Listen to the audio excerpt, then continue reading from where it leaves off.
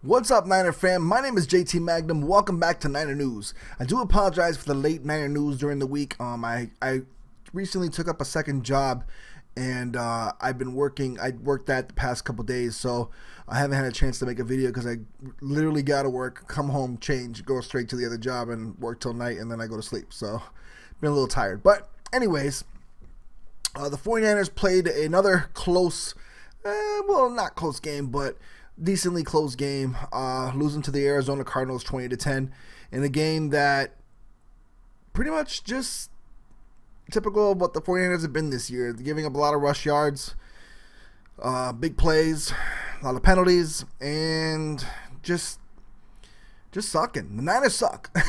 I will say this right now, the Niners suck. Will they suck in the future? Probably not, but as of this moment, the Niners suck. They're 0-9. They're right up there with the Cleveland Browns, although I do think they're better than the Cleveland Browns. But who's to say they aren't? Who's to say if they played head-to-head who would win? But I think the 49ers will. I think they're better coached. But at the same time, these injuries, man, these injuries just keep piling up. Another few players went down, including F.Y.I, who's having one of the best seasons as a 49er.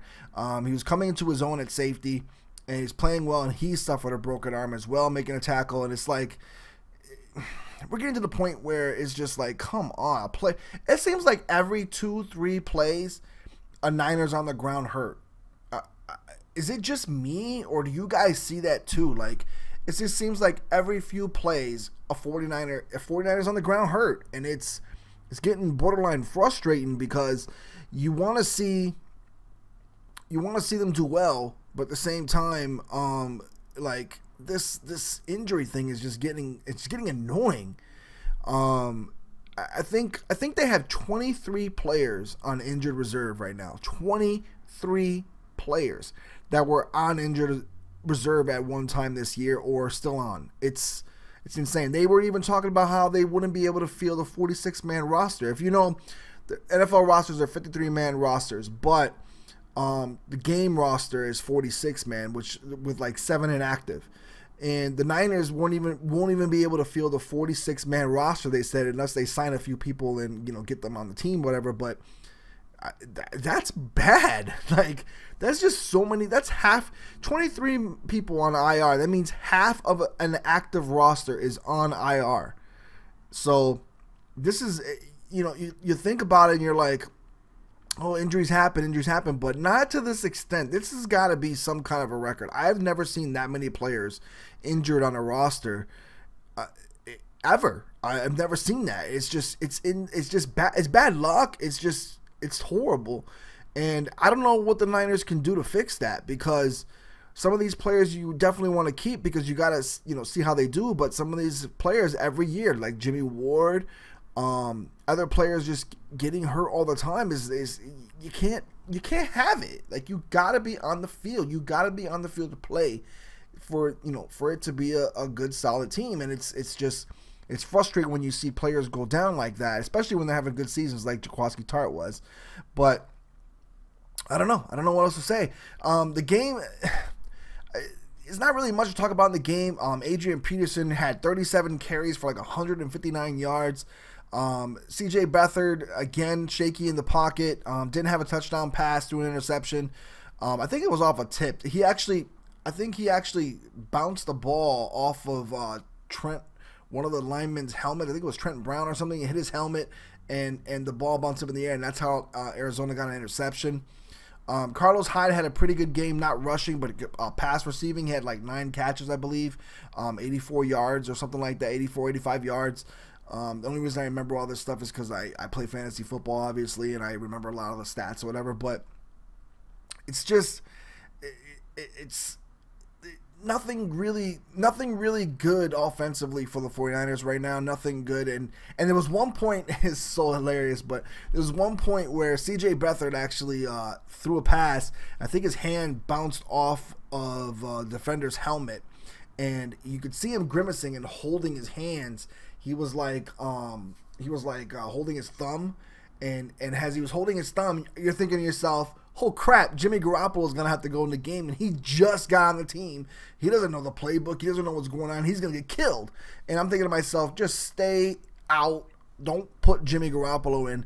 I mean, as much as I want to see Jimmy Garoppolo play, you don't want to have him go behind this makeshift offensive line right now with like 3 starters injured.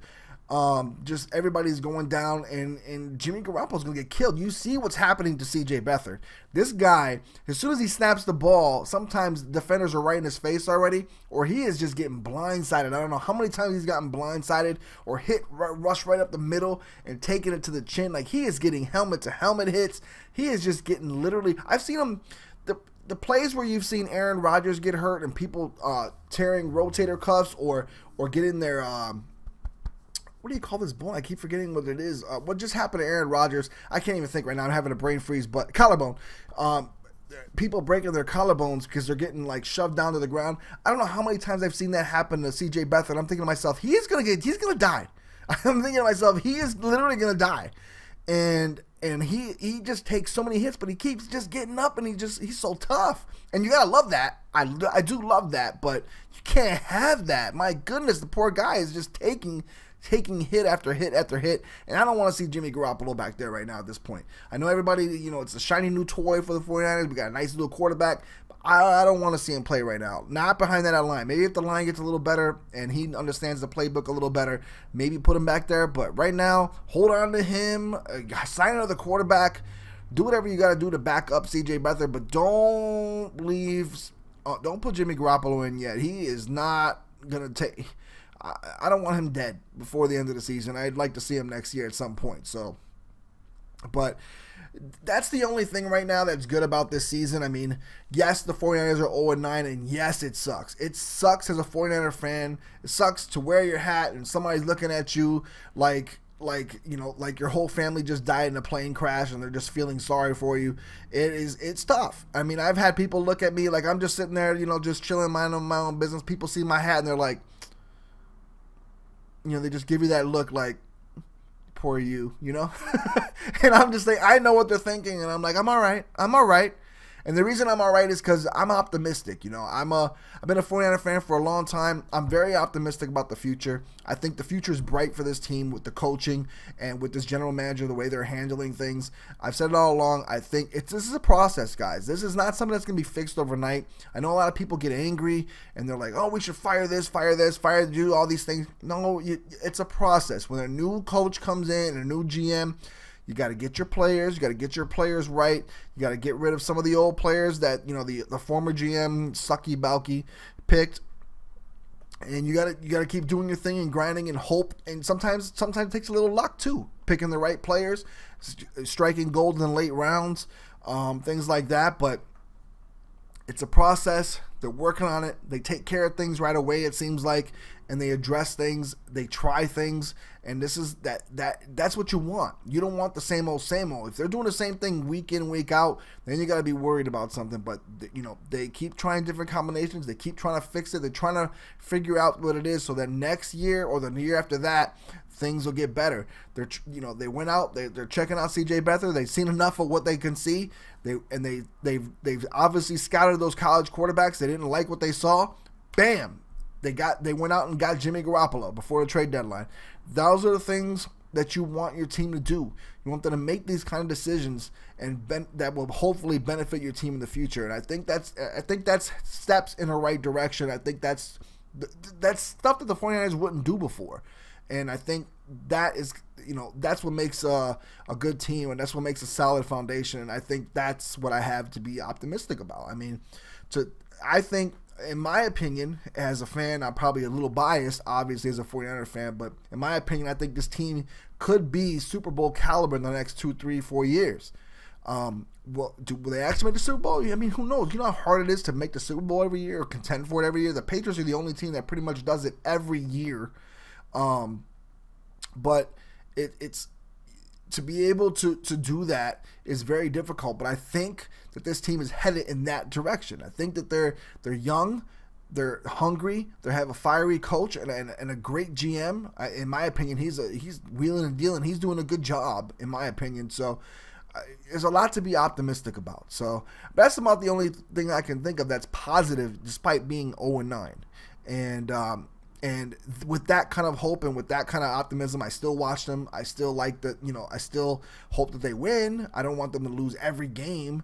Will it be beneficial if they lost every game? Sure, we get a better draft pick, but at the same time, I'd like to see them win a game or two this year, maybe 3 if we or more. But if we don't, we don't. If we do, great. I'll celebrate just as much. I'm not going to get mad about it, but.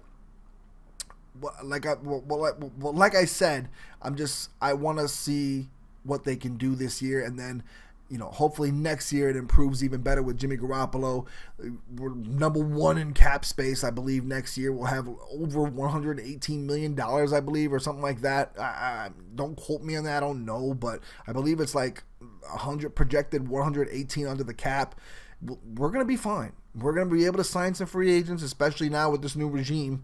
Not, no unbalanced coaching staff and team players not wanting to come and play for the 49ers. We'll have players that want to come and be a part of this, especially with a rebuilding process. But we'll see what happens. But let me know in the comment section what you thought about the game. Not much, like I said, not much to talk about the game because just not really anything really positive to talk about, except nothing really positive to talk about. The only thing is negative: the injuries, the gameplay, the way they've been playing. The injuries are the most terrible thing. But let me know in the comment section what you think about that. Let me know what you think about next year. What you think about when you think Jimmy Garoppolo should start, or if he should even start this year, and stuff like that. All right.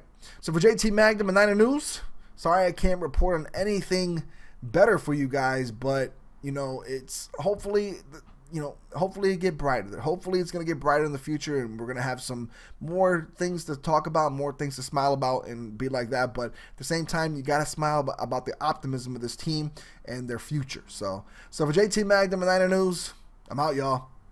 Peace.